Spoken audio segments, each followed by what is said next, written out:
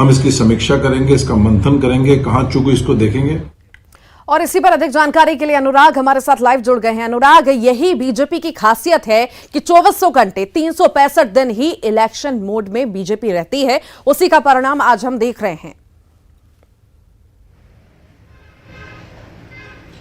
बिल्कुल ऋतु, देखिए बीजेपी पूरे समय इलेक्शन मोड पर रहती है और कैसे जनता के बीच जाया जाए इसको लेकर अलग अलग कार्यक्रमों के जरिए बीजेपी के नेता जनता के बीच जाते हुए नजर भी आते हैं। हाल ही में जो 5 राज्यों के चुनाव नतीजे घोषित हुए, उससे पहले ही इंदौर में पार्टी ने अपने हाईटेक दफ्तर की शुरुआत कर दी थी और उसका भी मकसद आने वाले विधानसभा चुनाव को लेकर पार्टी की तैयारियों को लेकर था। और यही कारण है कि पार्टी ने अब 2022 के चुनाव के नतीजों को अगले 1 साल तक इसी तरीके का माहौल बनाने की तैयारी कर ली है। पार्टी पूरे साल भर जो है 5 राज्यों के चुनाव नतीजों में जो 4 राज्यों में पार्टी को जीत हासिल हुई है, उसी जीत के सहारे अगले 1 साल तक माहौल बनाने का काम करेगी और 2023 के विधानसभा के चुनाव में जाएगी।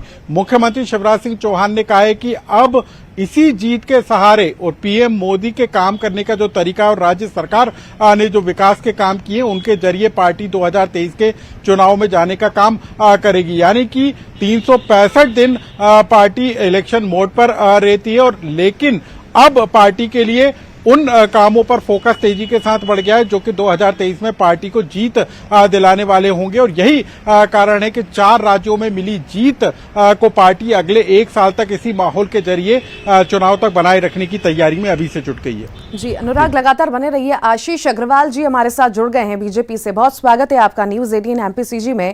आपकी यही यूएसपी है कि आप हमेशा 24 घंटे 365 दिन ही इलेक्शन मोड में रहते हैं। अभी तो 1.5 साल बाकी है विधानसभा चुनाव में, अभी से बीजेपी लग गई है।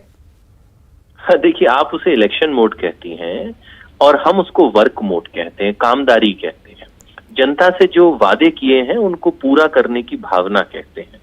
और जब एक परीक्षार्थी परीक्षा से पहले निरंतर पढ़ता है तो उसको परीक्षा के समय कुछ विशेष तैयारी करने की आवश्यकता नहीं होती। वही भारतीय जनता पार्टी का जीवंत संगठन है। हम राजनीति में आए हैं परिवर्तन करने के लिए, गांव गरीब किसान की किस्मत बदलने के लिए, स्टेटस को मेंटेन करने के लिए नहीं आए हैं। ये बहुत स्पष्ट है। हमें भारत माता को मजबूत करना है और इसके लिए निरंतर 5 साल हर दिन काम करना है और जो समस्याएं हैं उन दूर करना है और जो हमने घोषणा पत्र में वादे किए उनको मूर्त रूप में जमीन पे उतारना है।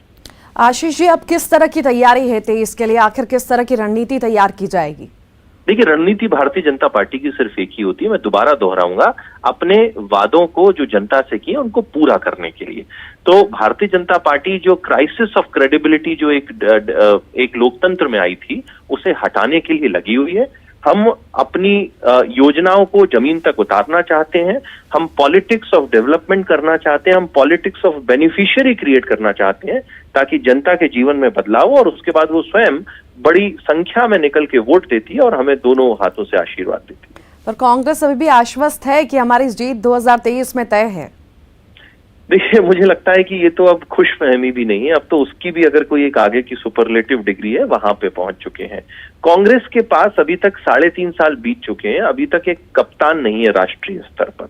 राज्यों के स्तर में एक बुझे हुए कप्तानों में जैसे कमलनाथ जी हैं, वयोवृद्ध हो चुके हैं, 2-2, 3-3 पद संभाले हुए हैं, जिनका कोई जनाधार नहीं, उनके साथ चल रही है।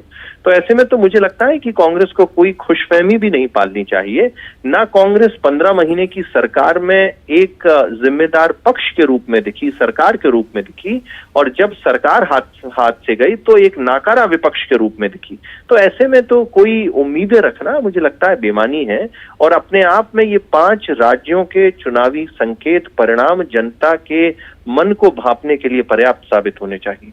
जी आशीष जी, बहुत शुक्रिया, आप हमारे साथ जुड़े। अनुराग लगातार जुड़े हुए थे। अनुराग, आपका भी बहुत बहुत शुक्रिया जानकारी को साझा करने के लिए। भोपाल में निशातपुरा रेलवे